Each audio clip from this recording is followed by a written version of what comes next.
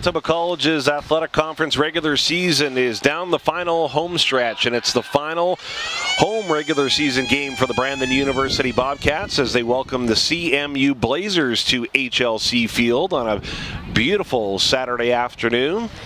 Sun is shining, the birds are chirping, and the Bobcats are really rolling right now, Dan Harrison, after dropping that first game of the regular season way back on September the 10th. Bobcats are winners of 9 consecutive games for their development throughout the course of this regular season that has them to this point. Already first place locked up, 2 more regular season games to go. Final home one here today, 1 more in Otterburn. What do you like about this group? Well, it's fun because these guys typically may not go up first in the game, but they bounce back from adversity early and throughout the game pretty well. So I think this team is tight-knit and ready to rock and roll for playoffs. Yeah, it's going to be the MCAC Final Four tournament that is going to be taking place in Brandon again for the second straight year. Bobcats captured the championship on home field virtually almost a year ago, actually, as a matter of fact, and then we ended up going on to nationals, the first ever MCAC men's soccer team to advance to CCAA nationals. So that's the ultimate carrot that's dangling for all the teams that make it into the Final Four.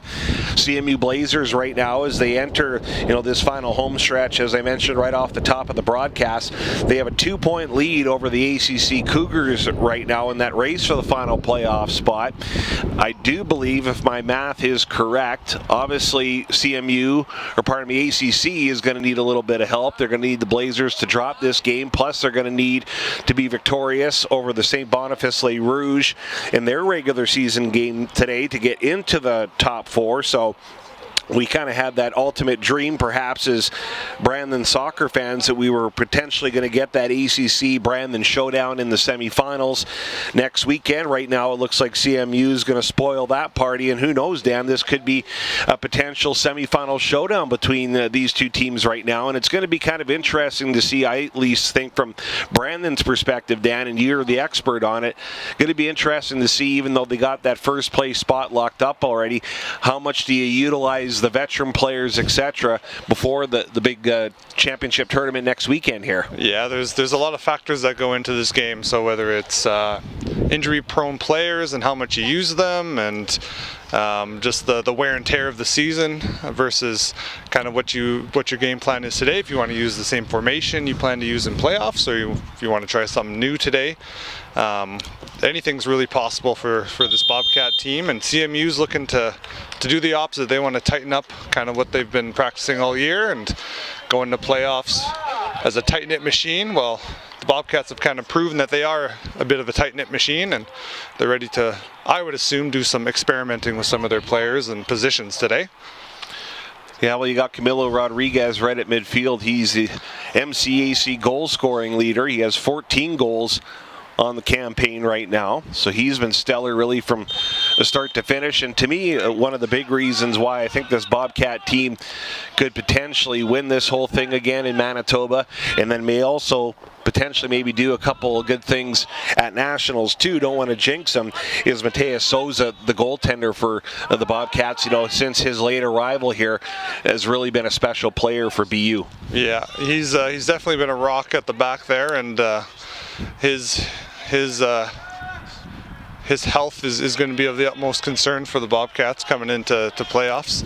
They have a couple key players that they're going to try and keep healthy, I imagine, today, and he's definitely one of them. Yeah, well, Jordan Dill has already got people running around the mile a minute here. Dill almost kicked that one.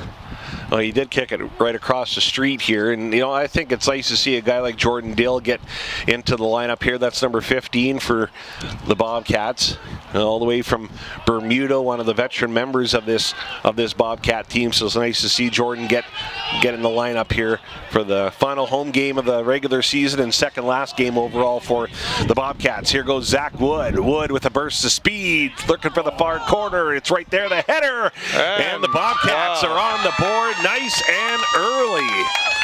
There we go. That is the way you want to start a game for the Bobcats. You got a couple players that don't typically start, but you got a goal early as a result of, you could say, Jordan Dill, I guess, over in that corner.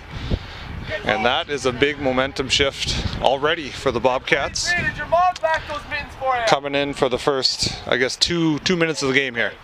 Yeah, I'm not too sure if Zach Wood was searching far corner or if it just kind of from my angle here, it almost kind of just seemed like the wind kind of took that ball a little bit and slowed it down a little bit, and then the header and the Bobcats are on the board nice and early. Yeah, I would imagine that was his shot attempt, and it just kind of got scuffed there underneath the ball, and it kind of floated up in the air, but it was the perfect spot for Mr. Ruffini as he kind of tapped it in with his head to give the Bobcats a quick lead.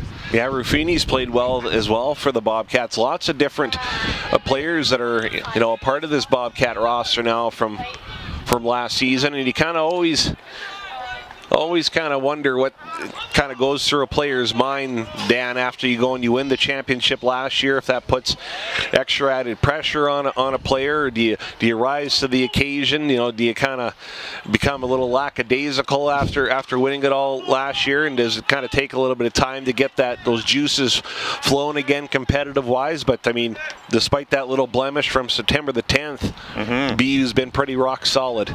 Yeah, usually there's a bit of a lapse at the beginning of the season where you kind of got to refocus and everything, but in terms of making the nationals, I would imagine this team is hungry to improve upon their probably subpar performance, as they would categorize it, from last year. They didn't do quite as well as they wanted to, so this year's their ambition is definitely to get to nationals and hopefully do a bit better than what they did last year.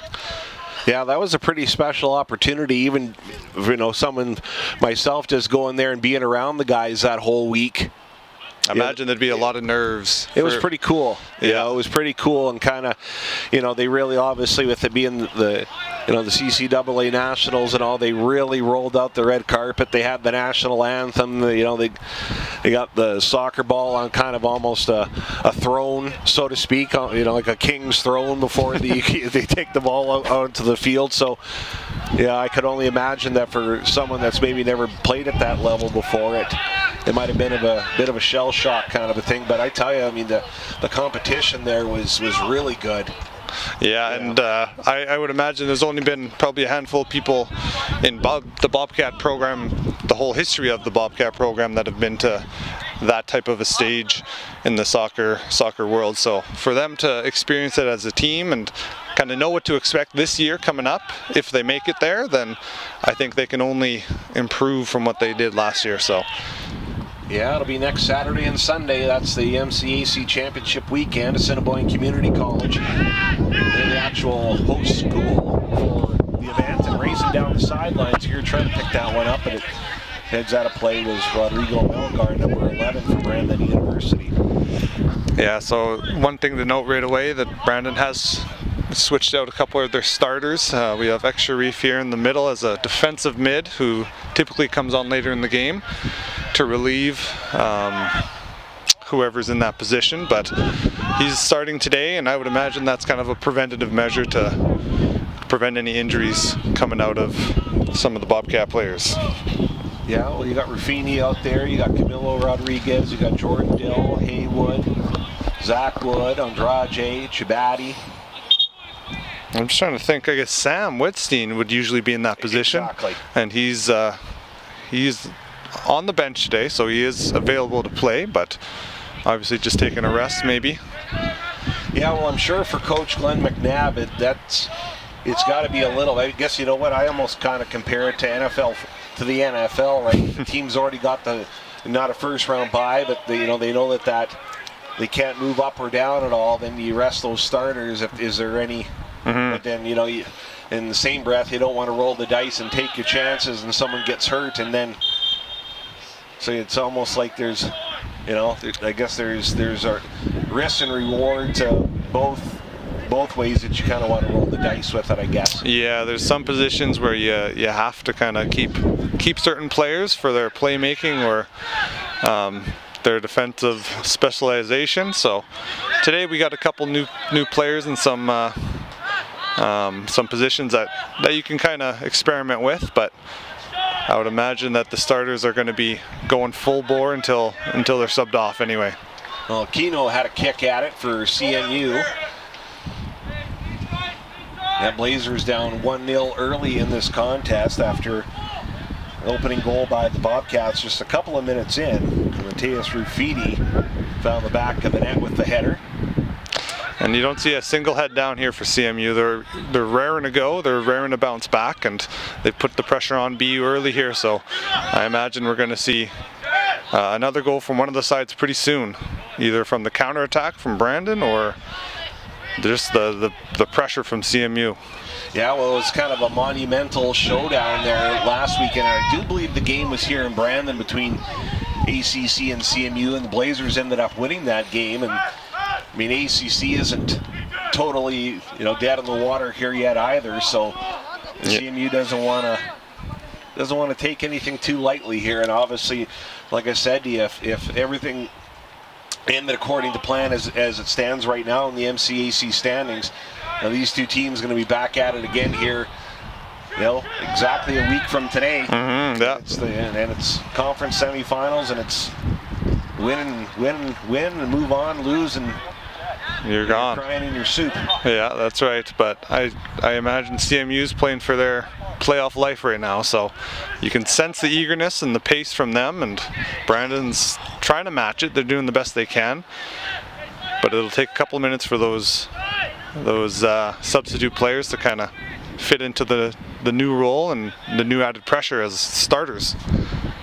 Well, Jordan Deal had a good throw in there, and he almost had Camilo on the move and on the run there, but the Bobcats picked up some yardage, and Jordan Dill wants another shot at it here. He wants to test that arm strength of his. And you can see the pressure from CMU. The moment that Brandon gets the ball, there's somebody from CMU either pressuring them or where they think the pass is going to go. So this is high pressure from CMU, and you can see it paying off with turnovers, and here come the Blazers. Yeah, Keno again, he's been all over the place. He's had one shot attempt already here. Brandon's going to have to do a bit better of a job relieving pressure. So they're playing the short game here, and CMU's pressuring as soon as they get the ball. So I believe Brandon's going to start playing a bit more of a long ball game pretty soon, because they cannot keep up this pace. Yeah, it was more of an aerial attack in our last broadcast on WCG TV and the Bobcats YouTube channel there. Was it last Sunday, I guess, or no, was it Saturday? Saturday, yeah. Yeah, Saturday. Here's another chance. Aquino again, and Souza sews it up. Yeah, and that's a key save, but that is one of, I think, probably 8 or 9 turnovers already for the CMU Blazers forcing on the Bobcats. So this pressure from CMU's paying off. Brandon have to adjust. Yeah, it's been an exciting, fast-paced few minutes here to start this thing off. T. Cray and Dan Harrison along for the broadcast. Dan's the Iron Man of MCAC soccer broadcasts. He hasn't missed one. Hasn't missed a weekend game here yet. Well, it's a pleasure to be here. So if you love it, you got to do it. There's a header right back at you by Matt Paul of CMU. Going shoulder to shoulder, that was Zach Wood. And Bryson Haywood's there too. That one's out of play, and the possession belongs to the CMU Blazers. So with this pressure from CMU, I imagine they're going to keep it up for a bit, but they will get tired eventually. So if Brandon can kind of withstand the pressure for a bit longer, probably another 10-15 minutes, and I think they'll be fine. They'll be able to outpace CMU eventually, but for right now, they have to weather the storm. Carter Weed throws it in to Ahmed Ek-Sharif. He goes high and across the other side of the field to Rafini, uses the header. And that's exactly what Brandon has to do, is just those long crosses that get all of the CMU players that are trying to press the ball kind of out of danger, and switch the field as much as you can, but play the long bomb, as they say. Dump and chase, I believe, is the hockey term. That one's dumped in, and Wood got a piece of it, then Rufini, and Haywood delivering the pass to Camilo Rodriguez. Rodriguez over to Rodrigo Melgar. He fires, but that one is off the mark. That's a bit better from Brandon, a bit more control. CMU ready now to probably bomb this down the field and just try to create more turnovers. Yeah, it looks like CMU's got the wind with them. It's kind of swirling here again at HL Fields. Yeah, not too bad. Not as bad as it's been, but No, because on last Saturday we had to go with a different clothing lineup. They came with shorts on and had to go back to dig out the long johns I used to wear on the family farm during calving season to stay afloat. Oh, the CMU Blazers were hoping for a call there. Yeah, and that's a justifiable call had it been made. Justifiable that it wasn't as well. So. And Jordan Dill with a burst of speed. And Dill passes it over to Ruffini. Little give and go now, and it's a 2-on-1 break for the Bobcats. Trying to get it over to Rodrigo Melgar. He juggled it through his feet. Still trying to find the edge, and that one sent out of play. That was off the foot of Matt Paul. And it's going to be a corner kick here for the Bobcats. Bryson Haywood on the move and on the run to pick it up for the Cats. So this will be an inward swinging corner kick. So this will be curling towards the keeper. So he'll have to watch his net as well as any heads that are bound for this ball. So Haywood puts it right on the money, right through the crease. Rebound. Oh, what a great stop. Wow. Mamma mia, Zach Bartel laying it on the line there and makes a huge stop for the Blazers. And that just keeps the deficit 1-0 there for the Bobcats. I'm not sure who got the shot on that, but it was... Yeah, I was looking, I think it was Camilo. He would have loved to have that one back, but I'm sure the next one will be in.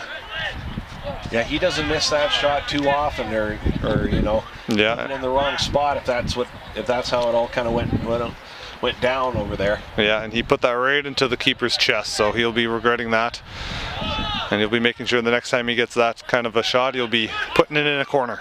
And Zach Wood trying to thread the needle, keep it in play, could not. With Rodriguez in hot pursuit. And you can see how eager he is to get to that ball, put it into a goal-scoring opportunity. Like I said last time, he's a good kind of greedy. Yes, he is. Yeah. Throw in, and then the header by Matt Paul one more time. Paul's kind of been all over the place here, and he's had one of the good shots on net for CMU here so far, who trailed the game 1-0. Chibati rising to the occasion. Ruffini equal to the task with the header as well, right at midfield and up and across now. Kareem trying to pass it. There's a shot again, and Aquino makes the stop. Yeah, I think CMU will be happy to take those shots all day, and I know Souza will be happy to receive those shots all day. Those should be pretty easy for him to scoop up. Yeah, he doesn't let out rebounds at all. Yeah, unless it's a perfectly placed shot, it's going to be pretty hard to score on him from outside the 18-yard box. But anything's possible, and with the amount of pressure that CMU is putting on Brandon right now, anything can happen. Any bounce could go their way or against them. So we'll see what happens. Kareem trying to put some stress into the life of Andrade. Now we back to Andrade one more time. Got a little bit of an open window there. That one skips over the top of the foot of Rodrigo Melgar. So this pressure again working out for CMU. Pressuring the Bobcat players and creating turnovers. Getting them possession. So CMU throw in by number 13, Matthew Paul. Paul's searching for far corner of the field. Kareem had it at his footstep, and Souza will calmly, coolly, collectively pick it up and give it a mighty hoof downfield. Yeah, those are the balls that Brandon want to get down the field as quick as they can and kind of relieve the pressure from CMU. Let them chase the ball all the way back down into their own end. Melgar, Rodriguez trying to force the issue here for the Cats and create a turnover in the CMU zone. Blazers trying to go low and down the field. Bobcats saw that one coming. Now in hot pursuit is Ruffini trying to create the steal. Bryson Haywood back to Camilo Rodriguez. Camilo Rodriguez trying to thread the needle over to Melgar. Melgar only getting a piece of it. This one's kicked up and out of play by CMU. So good back and forth there between CMU and the Bobcats, and looks like we have a whistle here. There'll be a sub for the Bobcats. Looks like Raffini's marching off there. Might it be a pulled muscle or hopefully a short-term injury. He's seeking medical attention, so he should be okay. No worry from Glenn McNabb, the Bobcat coach, so I imagine Raffini will be back on right away. So Ruffini, the goal scorer for the Bobcats, nice and early, just a couple of minutes in, scored with a nice header. Blazers have been pushing right back though to try to get the equalizer. That kick off of Zach Wood and out of play. That's an important block there from Zach Wood, because that ball was going down the field and probably deep into Bobcat territory without Souza being able to grab it. So ball throws it in, Sharif with the header. And that one sails over the top of the head of the Blazers player, and Camilo Rodriguez almost off to the races. Yeah, it looks like he tripped up number 2 there for CMU, Aaron Dirksen, but no call from the ref, and ends up being a corner for the Bobcats. Worked out pretty well. This will be Camilo taking this, probably curling this in for a shot. Oh yes. Camilo trying to dial it in. Beautiful. That was beautiful. Beautiful defensive effort by CMU to block that. Otherwise, that was probably going either into the hands of the keeper or into the back of the net. So now we're going to go all the way to the other side now. Bryson, I imagine, probably won't be shooting this, but he'll be looking to hit the head of probably Mr. Andrade or Zach Wood, 2 of the taller Bobcat players. This one twisting, turning. It's right there on the doorstep and will be cleared by Pankowitz, number 9 for CMU. That one's into the waiting mitts of Zach Bartel, the goalkeeper. Waving everybody up, so this will be a nice bomb into Bobcat territory where CMU will try and keep it. A little mishit there though. Yeah, Bartel let the first one get past him, but then he made that point-blank save off Rodriguez, and that one went smack right off the grill of 17, Jesse Ajay. Yeah, and he immediately went down, so I imagine this will be a head injury timeout.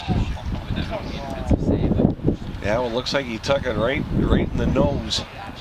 Yeah, and I don't blame him for going down. He's already back up, so tough guy. Getting back up, already wiping off his face and ready to get back into the play. Bobcats, I believe, kicked it out, so this will be a CMU throw. We'll see if they can keep up the pressure and hopefully equalize.